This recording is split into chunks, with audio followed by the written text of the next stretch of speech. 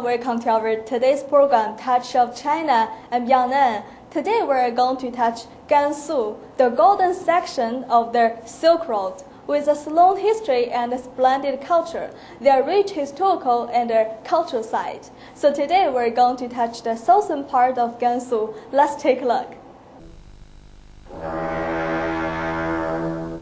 For any traveler, the heart and soul of Xiahe County is Labrang Monastery. It's one of the 6 most prestigious monasteries of Tibetan Buddhism's Yellow sect. First built about 300 years ago, Labrang stands as both a holy pilgrimage site for Buddhists and a prominent education center for passing on Tibetan culture. It is composed of 6 colleges, each specializing in some aspect of Buddhist studies or traditional Tibetan science and arts. Here, students can apply themselves to subjects as diverse as Tibetan medicine and rhetoric. The fame of Labrang draws pious pilgrims from far and near. Some prostrate themselves on the way from their homes to their destination. The trip can be a matter of kilometers, and the act is seen as a show of dedication and devotion.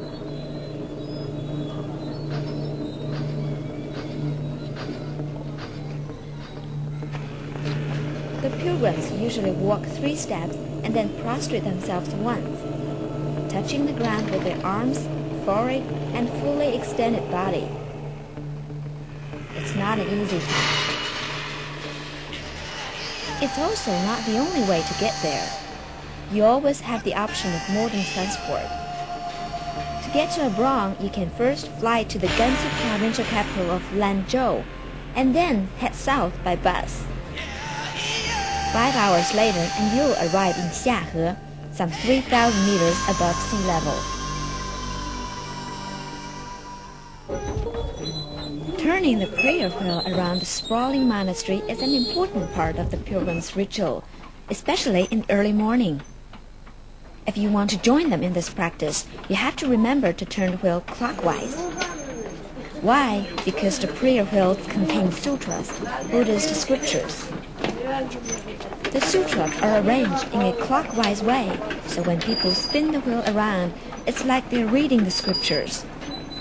If you turn them the other way, you are reading the sutras backwards. In the past, most Tibetans were illiterate, and so I guess people came up with this method to make sure that as many devotees as possible could say the prayers. Different from where we come from. It's much more peaceful, and the people have a very different culture, so it's like being in a whole new world. Anything impress you most? Anything interesting? I think the inner peace of the people here. They seem so calm and happy, and the atmosphere and everything is so calming. I feel like a guest here, and usually if you go into a temple, you feel it's from the tourists, not from the people itself. And here we are really a guest. That's what I like about this place.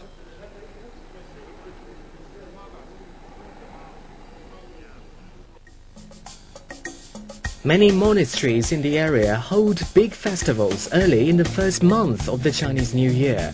The celebrations can last for about 2 weeks. It's worth hiring an English-speaking guide to take you around Labrang. A guide can not only explain Buddhist ideas, but also what's going on in the monastery. The charming Gannan is a Shangri-La covered with pretty and dense grass. This is one piece of land where human beings and nature coexist peacefully and harmoniously.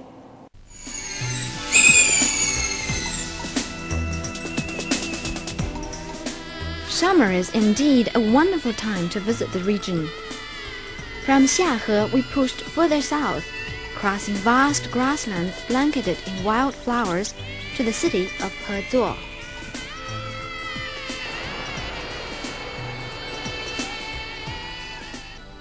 Most of these kinds of centers have hall after hall set aside for worship.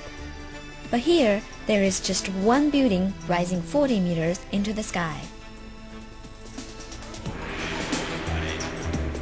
Apart from its special structure, the monastery is distinctive in that the monks here pay homage on different floors to different spiritual teachers from different Tibetan Buddhist sects. Around Langmu Monastery, there are many local restaurants, but I'm looking for this one, a particular one called Lisa's House. It serves Western food. Oh, it's got a map here.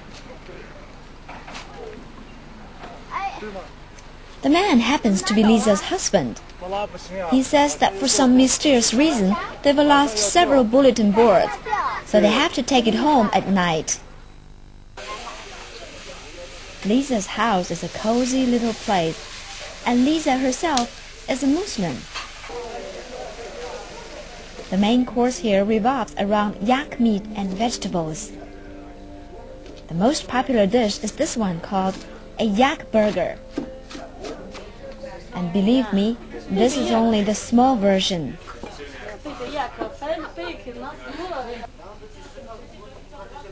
It is a great place to meet up with other people and find out some of the crazy plans they have. I go by bus to the grasslands with a guy, a student, who speaks English, Chinese and Tibetan.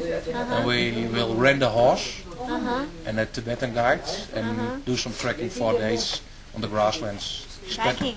Yes. For how long? 4 days, 3 nights. 4 days, 3 nights, Yeah. trekking. You're going to sleep on the grassland? Yeah, in the tent I hope. We try to rent a tent too. So we will sleep. I've got a sleeping bag and we will sleep there. Cook our own food. Okay.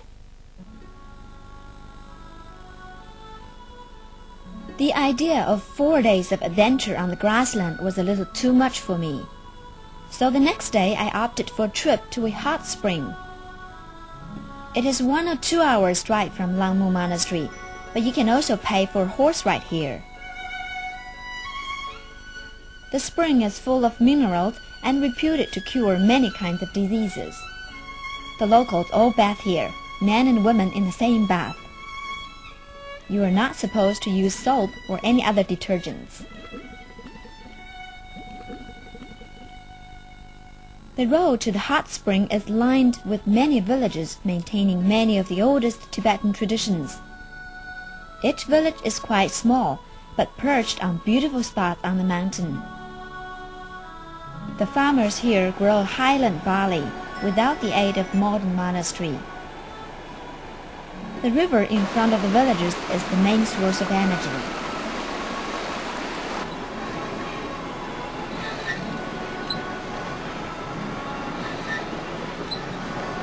The mill is often used to ground roasted barley.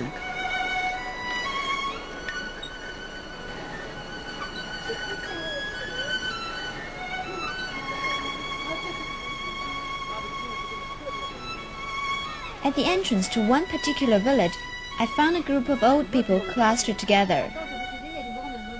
They were turning the prayer wheel as a group.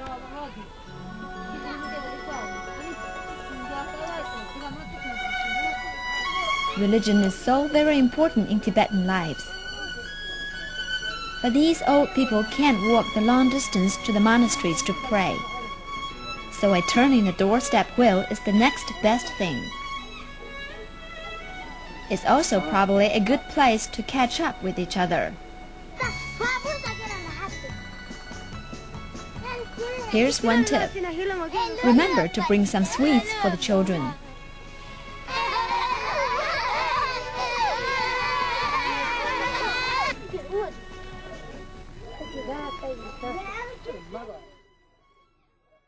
With diversity of its landscape, variety of its people, if you haven't been to the Gansu, make sure next time you put your list on the things you have to do when you travel in China. Welcome to Gansu, welcome to China. If you have any comments or suggestions for our program, please do get in touch with us. I'm Yang Nen. See you next time.